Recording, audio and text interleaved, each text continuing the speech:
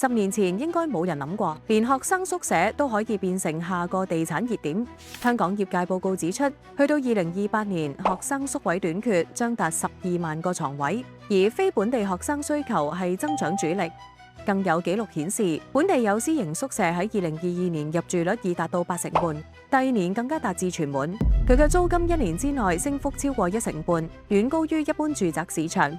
講緊嘅已經唔止係學位多寡，而係機遇處處。與此同時，本地商廈、酒店甚至商鋪物業都開始有改建成學生宿舍、教育用途嘅趨勢。呢股潮流唔止緩解咗青少年住宿問題，更加重新定義教育城市化。換言之，教育唔再只係課室加課本，連住都係商機。